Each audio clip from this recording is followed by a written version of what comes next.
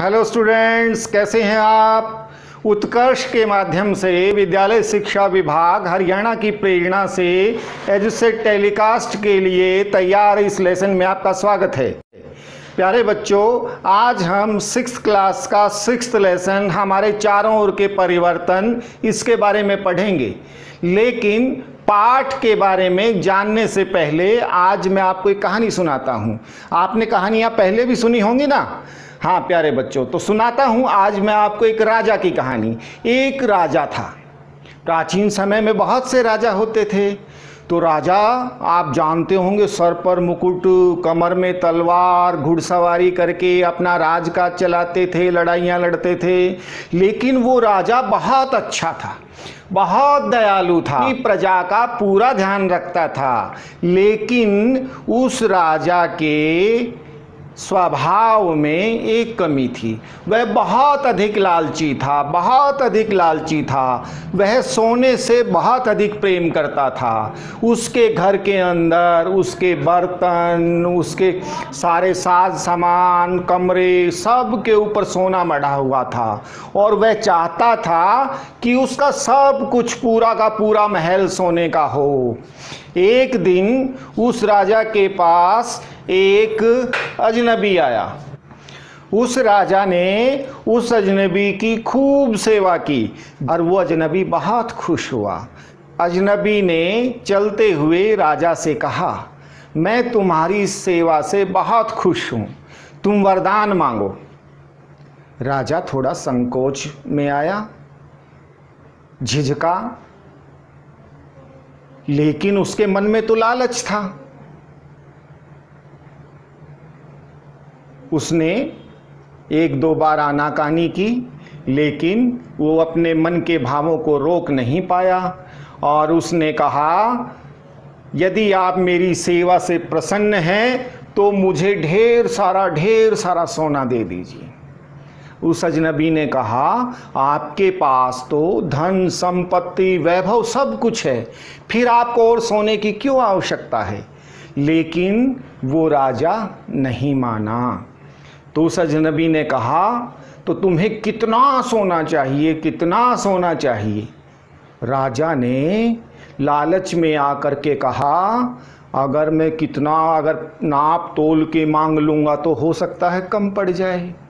उसने कहा, महाराज, अगर आप मेरी सेवा से प्रसन्न हैं तो मुझे वरदान दें कि जिस भी वस्तु को मैं स्पर्श कर लूं, छू लूं, पकड़ लूं, वो सोने की हो जाए। उस अजनबी ने कहा, सोच लीजिए। राजा ने कहा, नहीं महाराज, मैंने सोच लिया। वो अजनबी तथास्तु कहकर चला गया। राजा बहुत प्रसन्न था। वह जिस भी चीज को छूता वह सोने की हो जाती। उसने महल की कुर्सी, चारपाई, दरवाजे, खिड़कियों, सबको छुआ, सब सोने में बदलते गए। उसने उपवन के पेड़ पौधों को छुआ, वो सोने में बदलते गए। और राजा दौड़ दौड़ कर प्रत्येक वस्तु को छू रहा था और वो सोने में बदलती जा रही थी। लेकिन कुछ घंटे बाद राजा को प्यास लगी। उसने पीने के लिए जैसे ही पानी के बर्तन को हाथ लगाया, बर्तन सोने का, लेकिन पीने के लिए पानी को अपने हाथों में लेकर के पीना चाहा तो पानी भी सोने का। कैसे उसकी प्यास बुझती। खाने के लिए बैठा, खाने को हाथ लगाया, खाना सोने का। राजा बहुत परेशान। तभी उसकी प्यारी सी नन्ही सी बच्ची, जिससे बहुत ज़्यादा प्यार करता था राजा अपनी बेटी से, वो आई दौड़ती हुई और राजा ने प्यार से उसको अपनी बाहों में ले लिया और देखा कि वह भी सोने की मूर्ति में बदल गई। तो राजा तो बहुत दुखी हुआ, बहुत परेशान हुआ। ये क्या उसने अनर्थ कर लिया। वह बहुत परेशान हुआ। उसने फिर बहुत ध्यान लगाया, बहुत ध्यान लगाया, बहुत रोया। उसने अजनबी को ढूंढा और ढूंढ करके फिर प्रार्थना की, महाराज ये वरदान अपना वापस ले लीजिए, मैं पहले जैसा ही होना चाहता हूँ, सारी मेरी चीज़ों को यथावत कर दीजिए। फिर उस अजनबी ने राजा को तथास्तु कहा और वो अंतर्ध्यान हो गया। तो प्यारे बच्चों, आपने कहानी सुनी, कैसी लगी? अच्छी लगी ना? इस कहानी में आप देखिए मूल घटनाक्रम क्या है। राजा किसी भी चीज को छूता है वो सोने में बदल जाती है। क्या राजा उस सोने में बदली हुई वस्तु को दोबारा से अपने मूल स्वरूप में ला सकता है? पहले जैसी कर सकता है? नहीं कर सकता। इसीलिए तो वो दुखी हुआ था, इसीलिए तो वो पानी नहीं पी पाया था, इसीलिए तो भोजन नहीं खा पाया था, इसीलिए तो बेटी को मूर्ति के रूप में बदलने के बाद वो बहुत रोया था। हमारे चारों ओर आप भी देखते होंगे, भले ही हमारे हाथों में जादू न हो, फिर भी बहुत कुछ चारों ओर बदल रहा है। कुछ ऐसा है जो अपने आप बदलता है, कुछ को हम अपने हाथों से छूकर, स्पर्श करके, पकड़ के, बल लगा करके बदलते हैं। अपने आप बदलने वाली चीज़ें क्या क्या हैं? देखिएगा, सुबह जब आप स्कूल आए, सुबह का समय था, छुट्टी के टाइम दोपहर हो जाती है, फिर शाम हो जाती है, फिर रात हो जाती है, फिर अगले दिन फिर सुबह। ये सब अपने आप हो रहा है। आप आसपास खेतों के अंदर, मेड़ों के ऊपर उगे हुए पेड़ पौधों को देखते होंगे। पेड़ पौधे अपने आप बढ़ते हैं, उगते हैं। ये भी क्या है? एक बदलाव है, परिवर्तन है। आपके हाथों के उंगलियों के नाखून भी तो देखे होंगे ना, उनको भी कोई बढ़ाता है या अपने आप बढ़ते हैं? आपके बाल भी तो बढ़ जाते हैं कुछ समय के बाद। और आप जब पिछली कक्षा में थे, उससे पिछली कक्षा में थे, तब आप छोटे छोटे थे, धीरे धीरे आप बड़े हो गए। ये भी तो परिवर्तन है। हमारे चारों ओर इस तरह के अनेक परिवर्तन हो रहे हैं जो अपने आप हो रहे हैं। कुछ परिवर्तनों को हम कर सकते हैं। अच्छा, उसके लिए कोई जादू की आवश्यकता नहीं है। देखिए, ये एक पुस्तक है। आप सबके पास भी पुस्तक होती है। अब ये पुस्तक बंद, और इसको हम खोल सकते हैं। आप भी खोल सकते हो। परिवर्तन हो गया पुस्तक की स्थिति में, और इसको वापस बंद कर सकते हो। ये उसी स्थिति में आ गई। कर सकते हो ना आप? ये पुस्तक मेरे दाएं हाथ की ओर है, इसकी स्थिति बदल के मैं बाएं हाथ की ओर ले आऊंगा, तो पुस्तक की स्थिति में परिवर्तन हुआ कि नहीं? इस प्रकार के परिवर्तन हम बहुत कर सकते हैं। आइए कुछ और परिवर्तनों का अध्ययन करते हैं और देखते हैं कि हमारे आसपास होने वाले परिवर्तन कितने प्रकार के, कैसे कैसे हो सकते हैं। आप ये देखिए, ये रबर बैंड है। रबर देखा है ना आपने? ये देखिए, अब ये कैसा है? छोटा। अगर मैं इस पर बल लगाऊं, खींच दूं तो बड़ा हुआ। इसकी आकृति, आकार, आमाप में परिवर्तन हुआ। छोड़ दूंगा तो फिर उसी स्थिति में वैसा ही, उतना ही बड़ा। तो हुआ ना, ये भी एक परिवर्तन हमारे हाथों से। और ये देखिए, ये क्या है? एक चिमटी, ट्वीज़र जिसको बोलते हैं, पकड़ने के लिए। अब इसकी आकृति को देखने की कोशिश कीजिए। यहाँ से इसके दोनों फलक खुले और मैं हाथ से इनको दबा दूंगा। बंद। छोड़ दिया तो फिर उसी स्थिति में, फिर ऐसे कर दिया, फिर उसी स्थिति में, फिर छोड़ दिया, फिर उसी स्थिति में। हो सकते हैं ना ऐसे? ये भी एक परिवर्तन हुआ।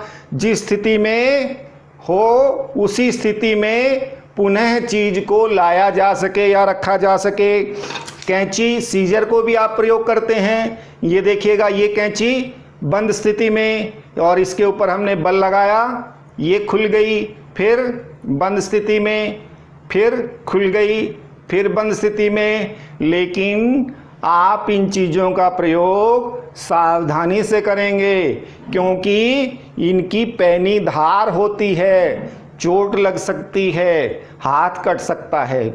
इसलिए अपने परिजनों के साथ या अपने शिक्षक शिक्षिका के सामने करेंगे तो इसकी स्थिति को भी हम बदल सकते हैं और वैसे ही कर सकते हैं। ये वस्तुओं की स्थिति हुई। अब और देखिए, और आपको बताता हूँ, आपने कागज से जहाज बना करके तो बहुत उड़ाए होंगे, हैं? देखिए एक जहाज बना करके मैं आपको दिखाता हूँ।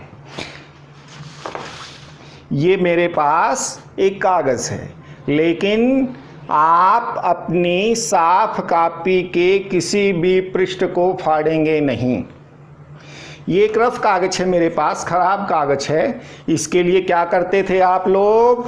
पेपर फोल्डिंग में, आर्ट एंड क्राफ्ट के पीरियड में कैसे बनाते थे हवाई जहाज उड़ाने वाला? इसको डबल फोल्ड किया, फिर इसको बीच से मोड़ा, करते थे ना। लेकिन वही सावधानी रखेंगे आप, इसको बनाते हुए आप अपनी साफ कॉपी के पेज को ख़राब नहीं करेंगे, क्योंकि कापियाँ हमारी पेड़ पौधों से बनती हैं और पेड़ कापियों के पेज खराब होने का मतलब है पर्यावरण को नुकसान होना। और बीच से ऐसे मोड़ के, और ये हमारा हुआ हवाई जहाज। रफ कागज का हमने एक हवाई जहाज बनाया और ऐसे उड़ाते थे ना हम। आप भी उड़ा सकते हो ऐसे। ये हमने कागज की आकृति में परिवर्तन किया, लेकिन क्या हम इस कागज को हवाई जहाज बनाने के बाद पुनः पहले आकार में ला सकते हैं? हाँ, देखिए कोशिश करते हैं। इस फोल्ड को जो हमने किए थे, मोड़े थे, कागज को खोला और सावधानी से खोलेंगे तो ये कागज पुनः उस स्थिति में आ जाएगा। तो ये परिवर्तन भी हमारा कैसा हुआ? ये बदलाव जैसा हमने किया था वैसा पुनः उसी स्थिति में हम इसको ला सकते हैं। ऐसे हमारे आसपास और भी बहुत परिवर्तन हैं। बिजली का स्विच ऑन करते हैं, जैसे ही ऑन किया बल्ब चालू, ऑफ किया बंद, फिर ऑन किया फिर बल्ब शुरू। तो ऐसे बार बार ऑन ऑफ करेंगे, जिस भी स्थिति में चाहें हम ला सकते हैं। दरवाज़ा बंद, दरवाजे को खोलेंगे, खोल दिया हमने और फिर कह दिया तो बंद, फिर खोल दिया। इसी प्रकार से दरवाजे को बंद और खोलने की स्थिति में जैसा चाहें जब चाहें हम कर सकते हैं। और देखिए गुब्बारे भी आपने बहुत फुलाए होंगे ना। मेरे पास भी एक गुब्बारा है और देखिए अब ये किस आकृति में कैसे है, बिल्कुल छोटा सा चिपचिपा सा। लेकिन गुब्बारे का क्या करते हैं बच्चे? उसमें हवा भर के फुलाएंगे। देखिए मैं भी करता हूँ।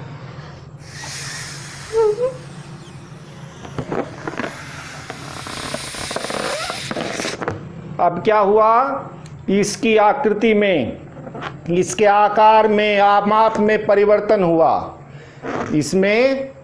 और जैसे ही मैं इसको छोड़ दूंगा दोबारा से ये उसी स्थिति में, किसी भी स्थिति में रोक सकते हैं हम, कर सकते हैं। तो ये भी एक परिवर्तन है। और देखिए छोटी छोटी बच्चियां जब मम्मी रसोई में खाना बनाती है तो उनके साथ आटे को लेकर के लोई बनाती हैं, रोटी बनाने का प्रयास करती हैं। और उनकी रोटी कैसी बनती है? टेढ़ी मेढ़ी बनती है जब पहले छोटी छोटी बच्ची बनाती है तो। लेकिन वो टेढ़ी मेढ़ी बनी हुई रोटी अगर दिखाई दे जाए मम्मी को, तो मम्मी क्या करती है? दोबारा से लोई गेंद के आकार में थी और बेल करके हमने उसका आकार बदल लिया। क्या उसको वापस लोई के आकार में कर सकते हैं हम? बिल्कुल। रोटी की हमने रोटी टेढ़ी बनी तो उसको हम वापस लोई के आकार में कर सकते हैं। लेकिन अगर रोटी को तवे पर सेक दिया जाए तो क्या फिर उसको लोई के आकार में कर सकते हो? नहीं, ये एक अलग तरह का परिवर्तन है, इसको हम वापस नहीं कर सकते।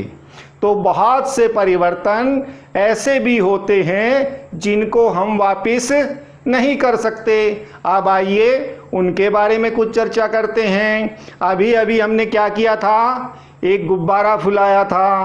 अब मेरे पास एक ये गुब्बारा है और अब ये किस आकार माप में है? गोल, हवा भरा हुआ, फूला हुआ। अगर इसको मैं एक सुई से ऐसे कर दूं तो ये हमारे गुब्बारे का परिवर्तन कैसा हुआ? क्या मैं अब इसको फिर से फुला सकता हूं? तो ये परिवर्तन हमारा कैसा हुआ? वापस नहीं हो सकता। जैसे सिकी हुई रोटी से हम वापस लोई नहीं बना सकते थे, वैसे ही पिन चुभाकर फोड़े गए गुब्बारे को हम फिर से नहीं फुला सकते। अभी हमने कागज से हवाई जहाज बनाया था, पेपर फोल्डिंग से, पेपर मोड़ करके, और अब मैं एक दूसरे तरीके से हवाई जहाज बनाता हूं। देखिए मेरे पास एक दूसरा कागज है, देखिए है ये कागज, और अब मैं कैंची से काट करके हवाई जहाज बनाऊंगा।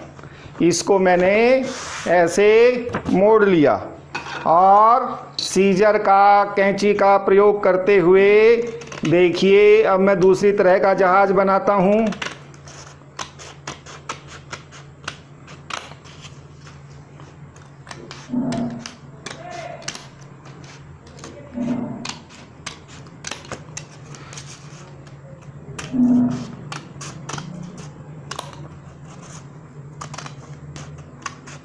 ये हवाई जहाज मैंने सीजर से काट करके आपके लिए बनाया। देखिए बनी ना हवाई जहाज की आकृति। और हमारे मूल कागज का क्या हुआ? इसमें से ये हवाई जहाज निकला। लेकिन अगर कोई आपको ये कहे कि इस कागज को दोबारा से उसी तरह से कीजिए, क्या आप कर पाएंगे? बिल्कुल नहीं। तो ये किस प्रकार का परिवर्तन हुआ जिसको हम पहले जैसा नहीं कर सकते? तो प्यारे बच्चों, हमने इन सारे उदाहरणों के माध्यम से देखा कि परिवर्तन दो प्रकार के होते हैं। एक तो ऐसे परिवर्तन जिनको हम दोबारा उसी स्थिति में ला सकते हैं, और कुछ ऐसे परिवर्तन जिनको दोबारा हम उसी स्थिति में नहीं ला सकते। इनके हमने प्रयोग और उपयोग भी देखे। इसके अलावा भी, इसके अतिरिक्त भी क्या कोई इनका उपयोग होता है? आइए आपको एक नई जानकारी देते हैं। प्यारे बच्चों, पुराने समय में छकड़ा गाड़ियां हुआ करती थी, और उन गाड़ियों के पहिए कैसे होते थे? लकड़ी के। लेकिन लकड़ी तो कठोर धरातल पे, पत्थरों में, गड्ढों में चलेगी तो क्या होगा? टूट जाएगी। लेकिन हमारे पूर्वज बड़े समझदार थे। वो क्या करते थे? लकड़ी के पहियों के ऊपर एक लोहे का घेरा बना करके चढ़ाते थे। और वो कैसे चढ़ाते थे? उन्हें इन परिवर्तनों के बारे में ज्ञान था। वो लोहे का एक ऐसा घेरा बनाते थे जो लकड़ी के पहिए से बिल्कुल थोड़ा सा छोटा हो। लेकिन लकड़ी के पहिए पे चढ़ाएंगे कैसे फिर? लकड़ी का पहिया बड़ा, घेरा छोटा। वो क्या करते थे? लकड़ी के उस पहिए के ऊपर लोहे के घेरे को चढ़ाने के लिए उस लोहे के घेरे को गर्म करते थे, और गर्म करने पर धातुओं की क्या विशेषता है? वो फैल जाती थी। और फैलने पर क्या होगा? जो थोड़ा सा छोटा घेरा बनाया गया था वो बड़ा हो जाता था, और उसके अंदर आसानी से लकड़ी का पहिया फंसा करके उस लोहे के घेरे को ठंडा कर दिया जाता था। और इस प्रकार से वह लोहे का घेरा उस पहिए में कस जाता था और उस पहिए को टूटने नहीं देता था।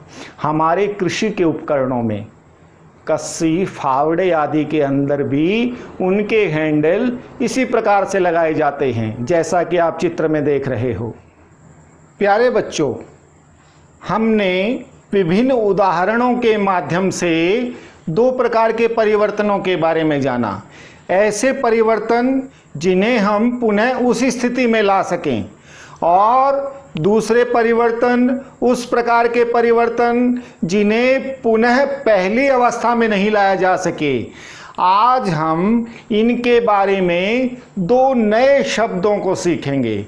जो परिवर्तन पुनः पहली अवस्था में लाए जा सकें उन परिवर्तनों को उत्क्रमणीय परिवर्तन कहते हैं, और ऐसे परिवर्तन, ऐसे बदलाव जिन्हें हम पुनः उसी अवस्था में नहीं ला सकें उन्हें अनुत्क्रमणीय परिवर्तन कहते हैं।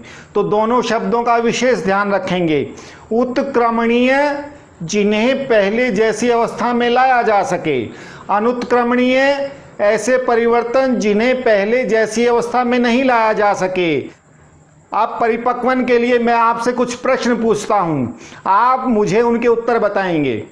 क्या उबले हुए अंडे को आप कच्चा अंडा बना सकते हो?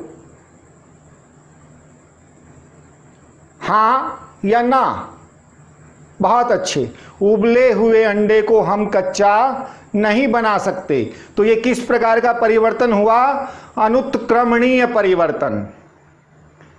किसी कागज के ऊपर पेंसिल से कुछ लिख दिया गया, क्या उस कागज को हम पुनः पहले जैसा कर सकते हैं इरेजर का, रबड़ का प्रयोग करके? बिल्कुल ठीक। ये किस प्रकार का परिवर्तन है? उत्क्रमणीय परिवर्तन।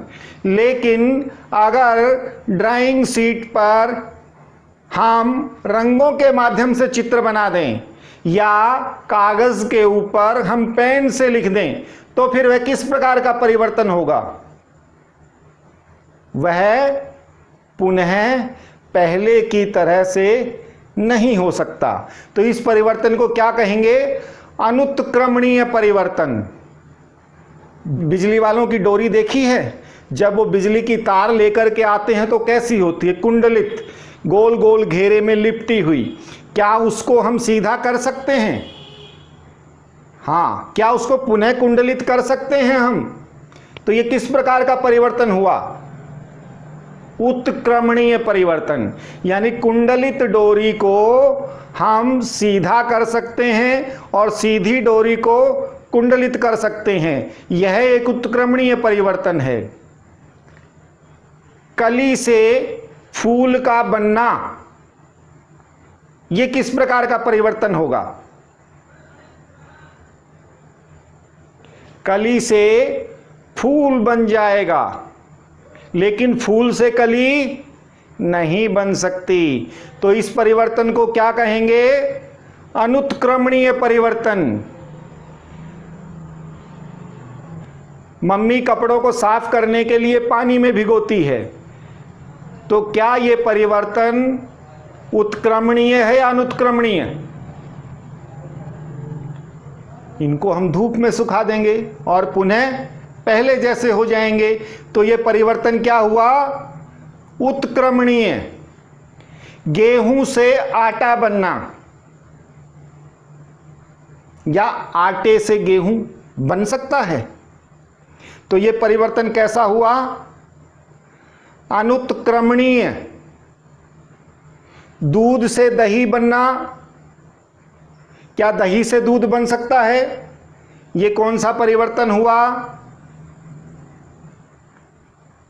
अनुत्क्रमणीय।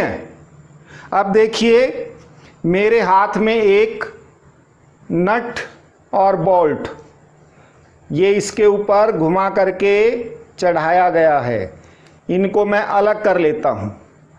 ये कैसा परिवर्तन है? उत्क्रमणीय या अनुत्क्रमणीय? इसको हम कर देंगे तो कैसा परिवर्तन हुआ? उत्क्रमणीय। मेरे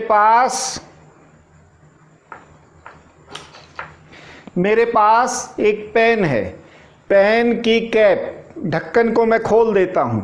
ये क्या वापिस उसी स्थिति में रख सकते हैं? ये कौन सा परिवर्तन है? ये उत्क्रमणीय। गाय के गोबर से बायोगैस बनाना, ये किस प्रकार का परिवर्तन होगा? क्या बायोगैस से फिर गोबर बनाया जा सकता है? नहीं। तो ये किस प्रकार का परिवर्तन हुआ? अनुत्क्रमणीय। गर्मी के दिनों में आइसक्रीम आप खाते हैं ना, और कुछ देर आइसक्रीम न खाई जाए तो क्या होता है? पिघल जाएगी, बर्फ होगी, पिघल जाएगी। क्या पिघली हुई आइसक्रीम को पुनः जमी हुई आइसक्रीम बना सकते हैं? ये किस प्रकार का परिवर्तन है? फ्रिज में रख दें, वो पुनः जम जाएगी। तो ये किस प्रकार का परिवर्तन हुआ? उत्क्रमणीय। जब हम बारिश के दिनों में बाहर निकलते हैं, गली में पानी भर जाता है, तो हमारी यूनिफॉर्म खराब न हो, कपड़े खराब न हो, हम क्या करते हैं? हम हमारी पतलून को नीचे से मोड़ लेते हैं। तो ये किस प्रकार का परिवर्तन है? जैसे ही गली में भरा हुआ पानी हम पार कर लें, फिर उसके बाद क्या करते हैं? हम उस पतलून को फिर खोल लेंगे। तो इस परिवर्तन को क्या कहेंगे? उत्क्रमणीय। लेकिन उसी बारिश के दिन में अगर कहीं हमारा काम कंस्ट्रक्शन का चला हुआ हो, राजमिस्त्री का चला हुआ हो, और सीमेंट का बोरा बाहर रह जाए, और फिर क्या होगा? वो भीग करके कठोर हो जाएगा। क्या उसको पुनः सीमेंट में परिवर्तित किया जा सकता है? नहीं, वो खराब हो जाएगा। ये हमारा कौन सा परिवर्तन है? अनुत्क्रमणीय।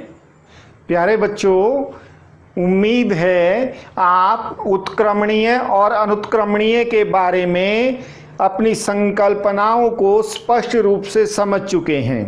अब इनके बारे में कुछ अन्य बिंदुओं पर चर्चा करते हैं। जैसे हमने अभी आइसक्रीम के पिघलने के बारे में आपसे एक प्रश्न पूछा था, यानी बर्फ पिघल कर क्या बनती है? यानी बर्फ को गर्म किया जाए तो क्या बनेगा? द्रव, पानी बनेगा।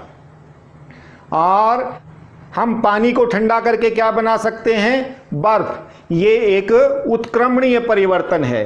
लेकिन अगर हम पानी को भी गर्म करते रहें, बर्फ से पानी बना, पानी को और गर्म करते रहें, तो क्या होगा?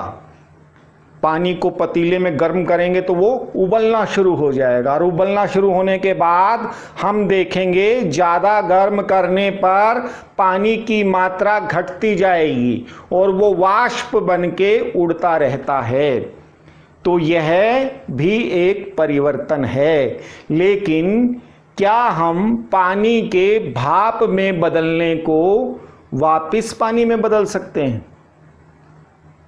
आपने घर में जब सब्जी बनाते हुए मम्मी को देखा होगा तो सब्जी के पतीले के ऊपर, ढक्कन के ऊपर भी पानी की बूंदें, यानी कि भाप को भी पानी की बूंदों के रूप में पुनः बदला जा सकता है। उसे हम संघनन कहते हैं। तो वाष्प को भी द्रव के रूप में बदला जा सकता है। यह भी एक उत्क्रमणीय परिवर्तन है। आइए कुछ और प्रयोग आपको दिखाता हूं। मेरे हाथों में एक माचिस है। इस माचिस के अंदर इस डब्बी को मैंने खोला, फिर ये वापस इसको मैं उसी तरह से कर सकता हूं। ये कैसा परिवर्तन है? इसको खोलना, बंद करना उत्क्रमणीय परिवर्तन है। इससे मैंने एक तीली निकाली और इस तीली को यहाँ रगड़ा। ये क्या हुआ? ये जल रही है। ये भी इसमें कुछ परिवर्तन हुआ। लेकिन क्या इस तीली को मैं वापस पहले जैसी कर सकता हूं? देखिएगा, यहां भी एक परिवर्तन हुआ है रगड़ के बाद। तीली जलने के बाद फिर उस प्रकार से प्रयोग में लाने लायक नहीं रहती। यह कौन सा परिवर्तन हुआ? अनुत्क्रमणीय। जिस प्रकार से हमारी मोमबत्ती होती है, मोमबत्ती के अंदर भी इसी प्रकार से परिवर्तन होता है। जैसे ही मोमबत्ती को दिया सलाई से जलाया जाता है, इसके अंदर आप देखेंगे लो के पास से मोम पिघलना शुरू होता है गर्मी से। इस पिघलते हुए मोम को, जो गर्मी से पिघल रहा है, क्या उसे ठंडा करके पुनः ठोस बनाया जा सकता है? इसको हम बना सकते हैं। पिघले हुए मोम को आप किसी कटोरी में रखिए, गर्म करेंगे तो द्रव हो जाएगा, पिघल जाएगा, ठंडा करेंगे तो जम जाएगा। लेकिन इस मोमबत्ती की लंबाई को नापिए और कुछ देर जलते रहने के बाद देखेंगे कि इसकी लंबाई कम हो जाएगी। क्या कम होने के बाद इसकी लंबाई को फिर बढ़ाया जा सकता है? यह एक अनुत्क्रमणीय परिवर्तन है। तो मोम का पिघलना उत्क्रमणीय परिवर्तन है और मोमबत्ती की लंबाई का घटना, यानी वो मोम जलता रहता है, गैसों में परिवर्तित होके जाता है, घटता रहता है, वह अनुत्क्रमणीय परिवर्तन है। तो इसके अंदर दोनों प्रकार के परिवर्तन घटित होते हैं। इसी प्रकार हम घर के अंदर पूजा के समय में अगरबत्ती जलाते हैं। अगरबत्ती की लंबाई भी जलने के बाद क्या होती है? घटती रहती है और वह धुएं के रूप में, खुशबू के रूप में चारों तरफ फैलती रहती है। क्या उस अगरबत्ती की लंबाई को पुनः पहले की तरह से किया जा सकता है? नहीं। तो वह भी कैसा परिवर्तन है? अनुत्क्रमणीय परिवर्तन है। तो प्यारे बच्चों, अब तक हमने वस्तुओं में होने वाले परिवर्तनों के बारे में जाना। अब हम घोल यानी विलयन, मिश्रणों के बारे में होने वाले परिवर्तनों पर चर्चा करेंगे। क्या आप किसी मिश्रण के अंदर, जैसे जल के अंदर नमक मिला दिया या चीनी मिला दी, इस प्रकार के एक घोल का प्रयोग हमने पिछले पाठ में पदार्थों का पृथक्करण जो पाठ था उसमें हमने चर्चा की थी। तो उससे हमने पुनः उसको उत्क्रमित कैसे किया था? हमने जल में मिले हुए नमक को उत्क्रमित करने के लिए, उस प्रक्रिया को उत्क्रमित करने के लिए वाष्प रूप में उसको पानी को गर्म किया और फिर संघनित करके पानी को प्राप्त किया और अवशेष के रूप में नमक को प्राप्त किया था। इस प्रकार से विभिन्न विलयनों में विभिन्न घोल, मिश्रण आदि को भी हम कुछ प्रक्रियाओं के द्वारा गुजर के उत्क्रमित कर सकते हैं। प्यारे बच्चों, हमने वस्तुओं में, कुछ प्रक्रियाओं में, कुछ घोल में, मिश्रणों में उत्क्रमित किए जाने वाले और अनुत्क्रमित किए जाने वाले परिवर्तनों के बारे में सीखा। उम्मीद है यह संकल्पना आपको स्पष्ट हो गई होगी। आप अपनी पाठ्यपुस्तक में दी गई समस्त पाठ्य सामग्री का गहनता से अध्ययन करें और उनके अभ्यास के प्रश्नों का उत्तर खोजने की कोशिश करें। ओके स्टूडेंट्स, अगले पाठ में फिर मिलते हैं। Till then bye.